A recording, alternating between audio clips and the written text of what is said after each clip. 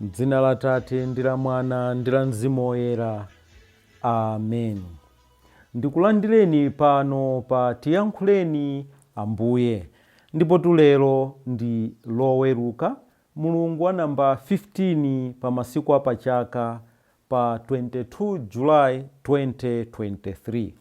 Komanso lero tikuchita chaka cha Maria Magdalena, yemwetu ndi mpostoli wa Ambuye Yesu, ophunzira wa Ambuye Yesu. Mawu athu oyamba alero akuchokera mu buku la nyimbo mutu 1 ndime yoyamba mpaka na 4. Amene akutiwerengera mawu oyamba ndi Amaria Chiwanga kuchokera ku mphakati wa St. Francis St. Teresa Center Chankhozi ku St. Joseph Parish Kasungu mu Archdiocese ya Lilongwe. Uthenga wathu ukuchokera m'buku la Yohane mutu wa 20 ndime yoyamba mpaka na yachiwiri, kudzayambiranso 11 mpaka na 18. Amene akutiwerengera mawu amthenga wabwino komanso kutigawira mawu ndi Reverend Father Emmanuel Chikaya, achipani cha Carmelite Fathers kuchokera ku Carmel Prayer House Kasungu mu Archdiocese ya Lilongwe. Mawu oyamba, Solomoni 3 ndime ya 1 kulekeza 4. Usiku uliwonse ndiligone pa bedi panga, ndinkangofunafuna amene mtima wanga umamukonda. Ndidamufunafuna koma osamupeza, ndidamuyitana koma iye osandiyankha. Ndiye ndidati, ayi, tsopano ndidzuka ndikulowa mu mzinda, m'misewu ndi m'mabwalo. Ndimufunafuna amene mtima wanga umamukonda. Ndidamufunafunadi koma osamupeza. Alonda adandipeza pamene ankayendera mzinda. Ndidawafunsa kuti, kodi mwandionerako amene mtima wanga umamukonda? Nditangoti iwo aja ndawapitirira pang'ono. Ndampeza amene mtima wanga umamukonda. Ndidamugwira, osamlola kuti achoke, mpaka ntamulowetsa m'nyumba ya amayi anga, mchipinda cha amene anandibala. Mawu a Ambuye. Tithokoze Mulungu. Ambuye akhale nanu, akhalenso ndi mzimu wanu. Mawu a mu Uthenga Wabwino monga adalembera Yohane Woyera. Ulemu kwa inu Ambuye Yesu. Pa tsiku lotsatira Sabata ya Ayuda, mmamawa ndithu kudakali kamdima, Mariya wa ku Magadala adadza ku manda a Yesu. Adaona kuti chimwala chija chachotsedwa kale pa khomo la mandawo. Choncho adathamanga nakafika kwa Simoni Petro ndi kwa ophunzira wina uja amene Yesu ankamukonda kwambiri. Adawawuza kuti awachotsa Ambuye m'manda muja, ndipo sitikudziwa kumene akawayika. Mariya adakhalabe chilili panja pafupi ndi manda akulira choncho adawerama kusuzumira m'mandamo. Naona angelo awiri ovala zovala zoyera. Angelowo adakhala pansi, wina kumutu wina kumapazi, pamalo pamene padagona mtembo wa Yesu paja. Iwo adamufunsa kuti, inu mayi, mukuliranji? Iye adati, chifukwa awachotsa Ambuye anga, ndipo sindikudziwa kumene akawayika. Atanena zimenezi, adachewuka naona Yesu atayimirira pomwepo, koma sadamuzindikire kuti ndi Yesu. Tsono Yesu adamufunsa kuti, mayi iwe, ukuliranji? Ukufuna yani? Mariya ankayesa kuti ndiwakumandako, motero adamuwuza kuti, bambo, ngati mwanchosa ndinu, mundiwuze kumene mwakayika, kuti ndikawatenge. Yesu adati, Mariya. Iye adachewuka nanena kuti, Rabuni, ndiye kuti aphunzisi pa Chiheberi. Yesu adamuwuza kuti, usandigwire, pakuti sindinakwerebe kupita kwa Atate.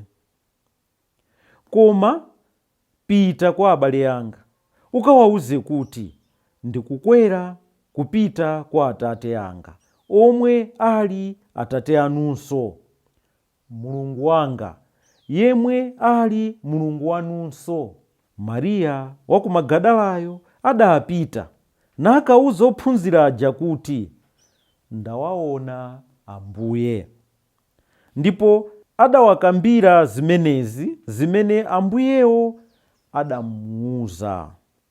Uthenga wa Ambuye.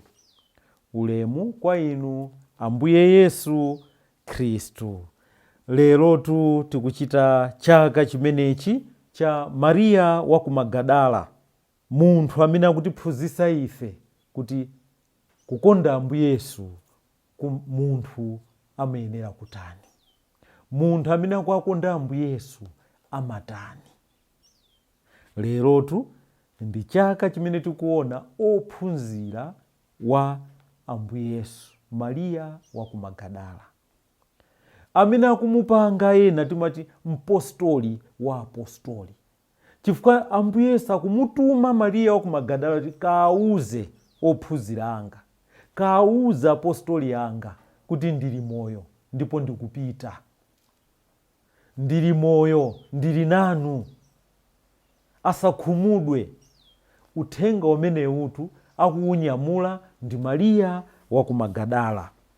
Tikaona mawu athu amene chokera m'buku la nyimbo, Song of Songs, chinthu chimene tikuchiona choyambirira ndi ichi: munthu amene umamukonda umamufunafuna, ndipo nthawi zonse umafuna kuti akhale pafupi nawe, umamuganizira nthawi zonse, umafuna kuti ena amudziwe kumene iye ali, azikuuza iweyo kumene ali munthu ameneyo, chifukwa ti ndi wokondeka wako.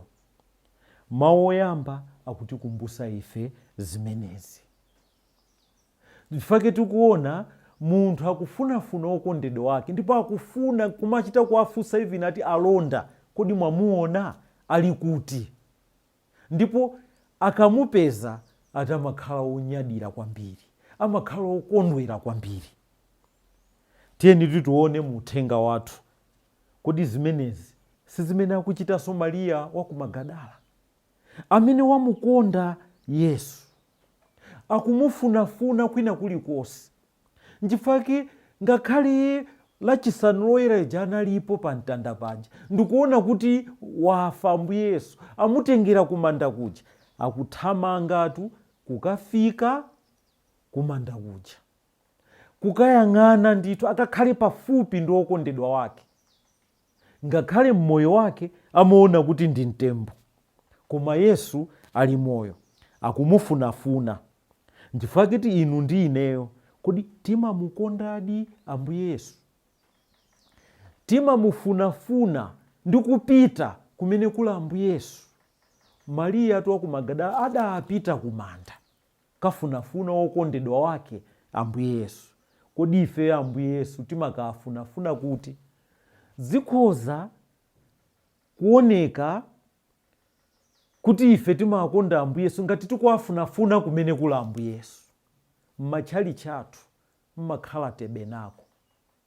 Kodi ife timapita kukacheza ndi Ambuye Yesu okhala mu Ukaristiya, ku tebenako yake, ku tchalichi, kodi ife timafunafuna Ambuye Yesu m'baibulo yathu, m'mawu a Mulungu? Kodi ife tikuwafunafuna Ambuye Yesu m'malo osiyanasiyana, m'mapemphero osiyanasiyana amene mpingo umatiphunzitsa? Lerotu Mariya akutithandiza ife kufunafuna Ambuye Yesu, ndipo akuwapeza Ambuye Yesu kuti ndi amoyo.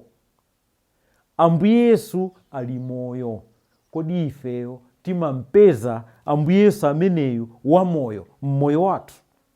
Mariya akukhala wophunzira weniweni wa Ambuye Yesu, yemwe wapanga experience, wadziwa Ambuye Yesu ndipo wapeza Ambuye Yesu amoyo, ndipo akukhala mboni ya Ambuye Yesu. Ndifaka kuti ndawaona Ambuye Yesu, ndawapeza Ambuye Yesu. Kodi inu ndi inu tawaona Ambuye Yesu athu? Kodi inu ndi ine tawapeza Ambuye Yesu athu? Kodi ife ndi mboni za Yesu? Kodi ifenso ngati Mariya amene tawapeza Ambuye Yesu, amene tawaona Ambuye Yesu, tawapezera kuti? Ndipo tikutani nawo? Tikumva mawu amene Ambuye Yesu akutiuza ife, akutituma ife kuti pitani kwa ophunzira anga, pitani kwa anthu onse, kaawuzeni kuti ndili moyo. Kodi ifeyo ngati Mariyayo tikutani m'moyo wathu? Monga Mariya anagwa mchikondi ndi Ambuye Yesu, ifenso tiyeni tigwe mchikondi ndi Ambuye Yesu, tidzifunafuna ndi kumakhala nawo Ambuye Yesu nthawi zonse. Tidzapasa Ambuye Yesu mpata, nthawi yocheza nawo, nthawi yokumana nawo, nthawi yokhala nawo. Kodi ifeyo timapanga zimenezi?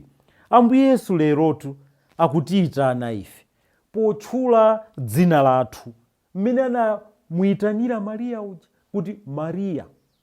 Akutiyitana mwachikondi, mwa njira ina yapadera.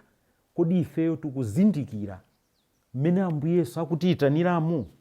Kodi ife tikumva ndi kuona Yesu ouka kwa akufa m'moyo wathu? Ambuye Yesu tulero akutiyitana, aliyense wa ife ndi dzina lake. Kodi ife tikumuzindikira Ambuye Yesu ndi chikondi chimene akutiyitana nacho, ndi mafuno abwino amene akutiyitana nawo, ndi zaulere zimene akutipasa ife? Munaliso ndine lero Bambo Emmanuel Chikaya.